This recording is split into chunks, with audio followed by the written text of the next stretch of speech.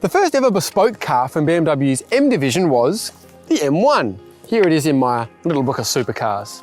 It was a sleek, beautiful, mid-engined exotic of which just 453 were built. The second ever bespoke car from BMW M is this, the XM. It's not sleek, it's certainly not beautiful, and if they only build 453 of them, then something's gone very badly wrong. But can this monster SUV really embody the virtues of BMW's high-performance division? Before we get into it, please like the video, subscribe to the Car Sales channel, and give us a comment down below with your thoughts on the XM.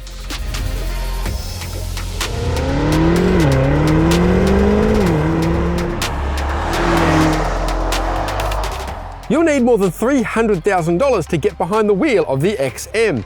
But if you're shopping in this segment, you're spoilt for choice. There's everything from the Audi RS-Q8 and Porsche Cayenne Turbo GT to more exclusive metal like the Aston Martin DBX, Bentley Bentayga and Lamborghini Urus. All right, let's get it over with the way the XM looks. Actually, there's really not much to say, as you're either going to love it or hate it for its boldness. Personally, I actually don't mind this spec, and if you black everything out and lose the gold highlights, it really looks quite menacing, but there are two things that bug me. The first are these BMW badges printed on the rear window. They're there as a design link to the M1, but I don't know why they're not around the side like they are on every other BMW since the dawn of time. The second thing is this XM badge. It looks like it's been put there by mistake. I don't know why it's not here. Anyway, I'm not a car designer.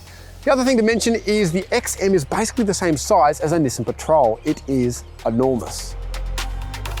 Combined outputs are a supercar like 480 kilowatts and 800 Newton meters, but only 360 kilowatts and 650 Newton meters come from the turbo V8, with the rest supplied by the hybrid system.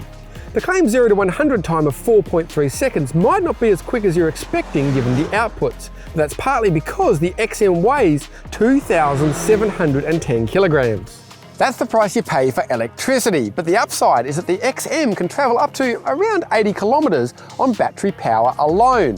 Now remember that this one is the baby version, with the label red coming later in 2023 with 550 kilowatts and 1,000 Newton meters. Let's hop inside.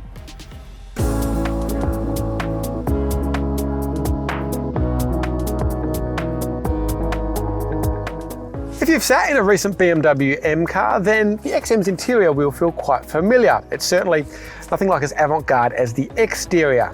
One thing that is different though is the material quality. It really feels a level above any other BMW SUV in here.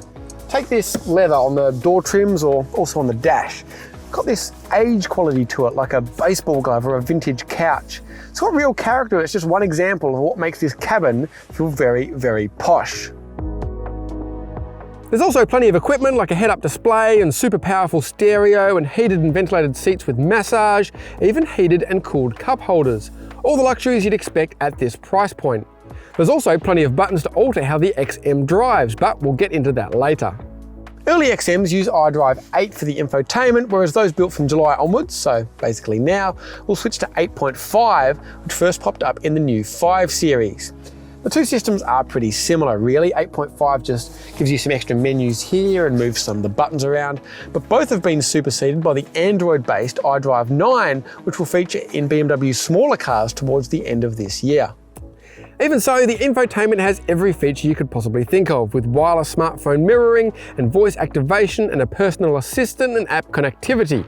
Rest assured, a substantial part of your vehicle handover will be dedicated to learning this system. All the safety gear is also included. In fact, the most ever fitted to an M car, with semi-autonomous driving as well as a 360-degree camera with parking assist. Practicality isn't necessarily something that's discussed in detail with your typical M car, but if you're going to build an SUV, it's pretty important. Happily, the XM delivers in spades with a simply massive amount of room here in the rear, but it's not just the room, it's a really nice environment. There's this deeply padded wraparound rear bench, the same beautiful materials as in the front. We've got heated seats, separate temperature controls, this wild 3D effect roof. You even get XM branded cushions. Boot space is also massive and increases to almost 2,000 litres when the rear seats are folded. But if you just want a plush and practical BMW SUV, you could buy an X7. The XM has some big shoes to fill when it comes to the driving experience.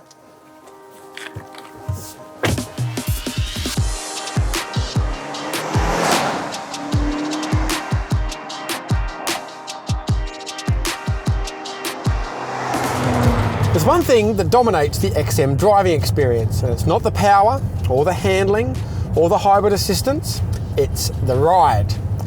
This is not a comfortable car, at all. You probably know that most BMWs tend to have 3 suspension settings: Comfort, Sport, and Sport Plus, and the XM is no different. Except, if I didn't know better, I'd say this was in Sport Plus, except it's in Comfort. It's not going to knock your teeth out, but it's fidgety and reactive and unsettled and noisy and basically just plain annoying. In fact, you might as well run it in Sport Plus, as it's not that much firmer and you don't get tossed around to the same degree. This is a shame, because if you have the XM in electric mode, you have this quiet, smooth powertrain, this lovely interior. It should be beautiful, except you have the suspension which keeps going thump, thump, thump, thump, thump, thump. Because this is the first ever M Hybrid, it's the first to have this, well, M Hybrid button. This allows you to choose from electric only, hybrid, which is the default mode I'll get to in a sec, or e-control. This basically charges up the battery as you drive along, and it's a useful feature for when you're, say, cruising on the highway, the engine isn't using much fuel, and then you can save your electricity until the next city or town. The issue with this mode is, on a few occasions now, I've accelerated from rest, the engine is free rev, but I've barely moved. Like the car's got a really, really badly slipping clutch, and after a few seconds, bang, it engages drive. It's only happened a few times and only in this mode, but it's also extremely unpleasant. Now for the hybrid mode. In this default mode, the XM balances petrol and electricity as it sees fit, and in general it does a pretty good job, though it's not as smoothly integrated, especially in stop-start driving, as some of the best systems out there. Initial takeoff can be quite sudden, and there's the occasional jerk and hesitation.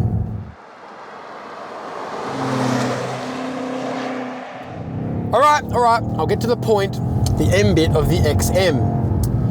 After all, the point of a dedicated M product is to be the ultimate driving machine.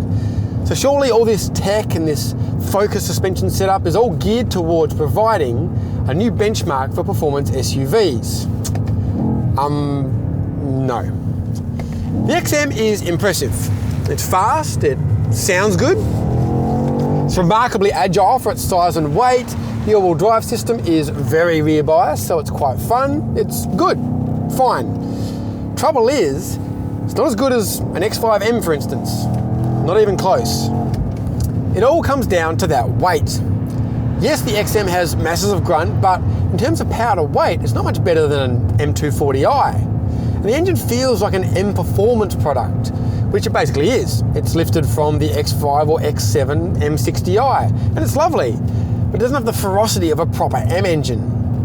Then there's the fact that it takes up pretty much the whole road, you still sit quite high, the brakes work insanely hard, the list goes on. And you might be thinking, look, it's a massive SUV, why are you expecting so much? But BMW's own words, this is the first dedicated M product since the M1. I'm not expecting it to be a sports car or a supercar, but to set a new benchmark in performance SUVs seems kind of reasonable. The XM that might deliver on that promise is the insane 550 kilowatt, 1000 Newton meter label red that will land in Australia later in 2023 for around a $50,000 premium. This seems money well spent given the hybrid system is teamed with the engine from the M5 for truly crazy performance. But here's the thing, I can see some people buying an XM and absolutely loving it. The crazy looks, the great cabin, the fact that it can operate silently or as a roaring V8, but it just feels confused, like the development team wasn't sure what it was trying to create. Possibly the strangest thing about the XM is that if the general idea appeals to you, you don't even have to leave the BMW showroom. If you want an awesome high-performance V8, then buy an X5M. If you want to embrace electricity with a cutting-edge design and great cabin, the iX is the car for you. In trying to do the best of both worlds, the XM just feels like an exercise in compromise. Thanks for watching.